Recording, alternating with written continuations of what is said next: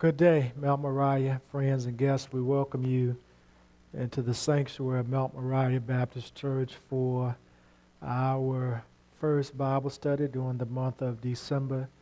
We are continuing our conversation through the book of Proverbs. In our last Bible study, we looked at verses 1 through 10, and today we want to take a look at verses 11 through 20.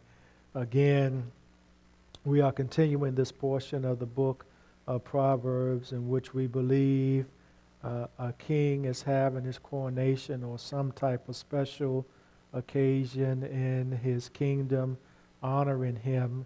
And there are some proverbs that are being given to the king.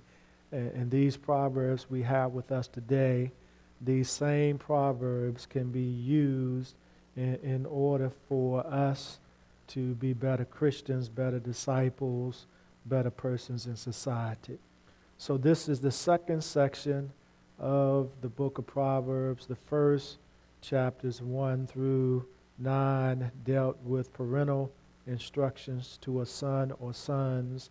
And here we are, chapters 10 through 22. They relay what we call the sayings of King Solomon. We do not believe that they were written by King Solomon, but they are attributed to him.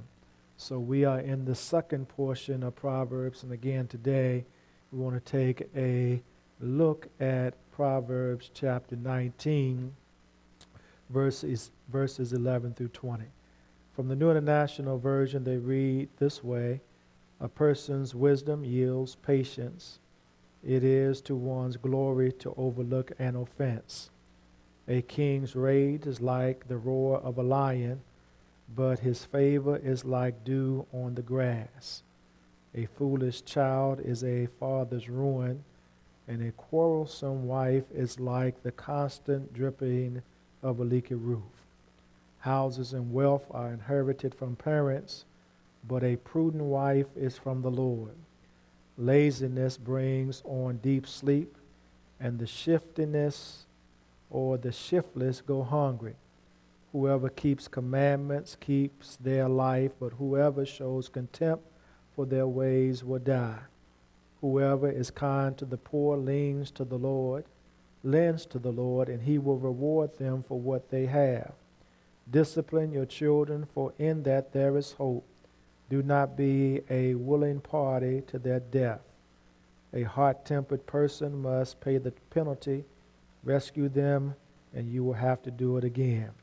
Listen to advice and accept discipline, and at the end you will be counted among the wise. Amen.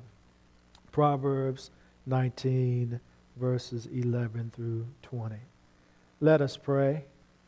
Father, we do thank you and we do praise you for this opportunity to come to study tonight. And we ask and pray that you would be the ultimate teacher on today. Allow these proverbs to sink into our hearts, our minds, and our souls, and help us to be the disciples you have called us to be. In the name of the Christ, we pray and give thanks. Amen. So let's dig into Proverbs chapter 9, verses 11 through 20. Verse 11 says, a person's wisdom yields patience. It is to one's glory to overlook an offense. Again, a person's wisdom yields patience. And patience is the key word in this verse. So many of us, including myself, are not patient. That is something that I try my best to work on.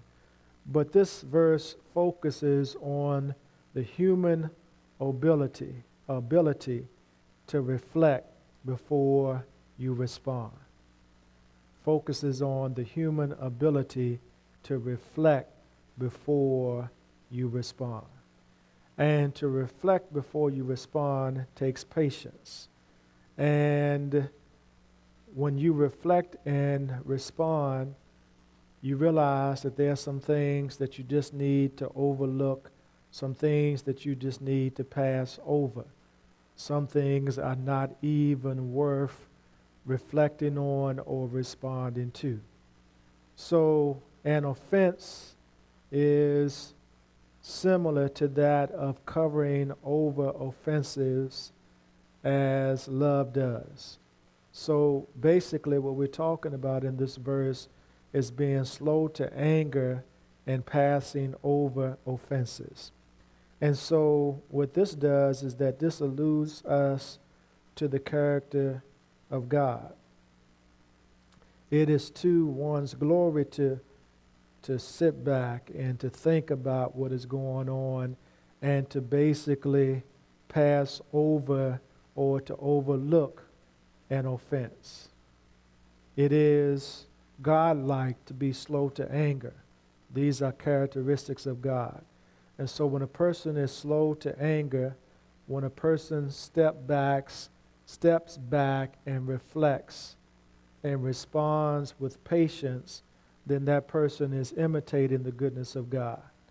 And as we see in verse 11, this is a form of glory or splendor. We do not want to act in anger when there is an offense against us. We want to be able to step back, to pause, to reflect, to be patient, and to systematically